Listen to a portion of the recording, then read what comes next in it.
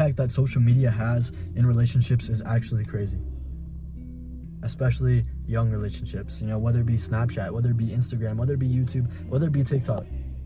Because, for example, I'm going to go into TikTok or YouTube. We see things online. We see relationships that seem so perfect. We see couples getting each other crazy things like Hellcats, like new houses, like all these crazy gifts. And not to say that's a bad thing, but it sets kind of a super, super unrealistic expectation for our current partner.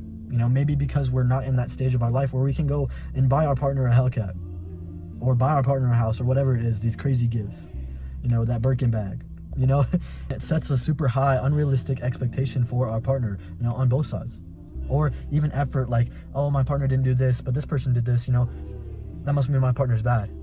But we have to realize that we are imperfect humans. We have to realize that we are imperfect people. And your partner's not going to be perfect, and nor are you. Obviously there's things that you can recognize and maybe that they really can do better, but it's all a perspective. If you obviously around or see people doing all these crazy things for their partner, it's going to make you jealous and it's going to make you want all that. But in reality, that's just not going to happen with most people. And if you really love that person, then sometimes it's not that time of life where they can go buy you all these things. And you have to realize that. And if the love is real, then that's okay. And now I'm going to go into Snapchat.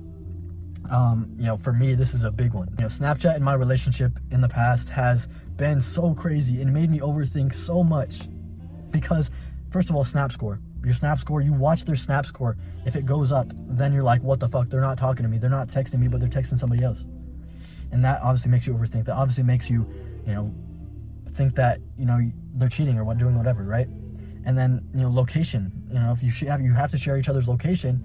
If you do that, that's right there. That's a wall of trust. Like, oh, I don't trust you, so you have to share my location with you, right? And then another thing is, if that person is online and they haven't texted you back, that makes you overthink too. Oh, they're talking to somebody else and they're not talking to me. That same kind of thing. And that, for me personally, has really fucked my relationship up and my trust in relationships. Because obviously things happen. And now sometimes they snap somebody else. And I used to be super, super, super, insecure when it came to that. I used to think that my partner was cheating on me all the time. They were doing all this stuff. And when in reality, that may not have been the case. And it was just me overthinking it. So that is what really, really does it. That is what's super, super crazy, especially with Snapchat. Snapchat really, really made my relationship distrustworthy and made me lose trust in relationships. It's not even my partner's fault necessarily. It's just kind of, my fault. It's just the app's fault as well.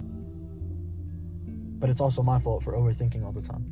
And not to say the overthinking was wrong all the time, but it just doesn't help. It does not help modern relationships. And we have all these high expectations that, we see online. This person has to be this tall. This person has to have this body. This person has to have this much money. This person has to have this type of face. This person has to have this type of smell. Whatever it is, your partner's not going to be perfect.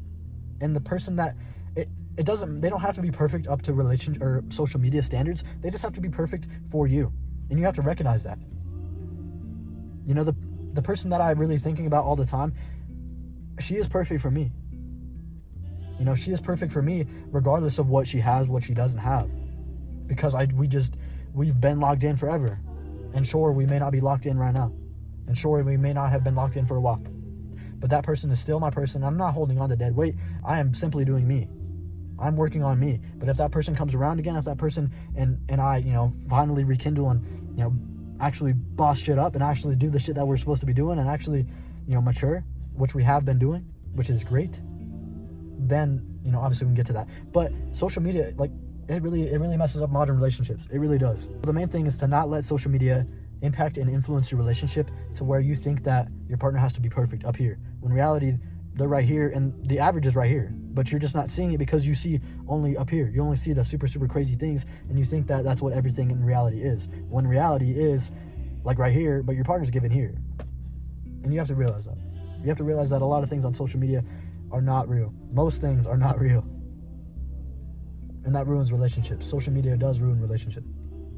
So just be careful. Sorry the phone's shaking. I just hit the gym. Because we're purpose driven. We're out here. You know what I'm saying. But yeah, that's the video for today, man. Don't let your relationship go downhill because you see all these things from relationships, please. You're bigger than that. You have to be more mature than that. You have to be more emotionally mature and intelligent than that. You have to realize that Your person is your person for a reason right now. You just have to treat them the way that they want to be treated, and you have to respect them and trust them, regardless if they break your trust. Because you're in the relationship right now anyways, right? You might as well trust them. You might as well. And if they break that trust, then you don't have to trust them. I love y'all.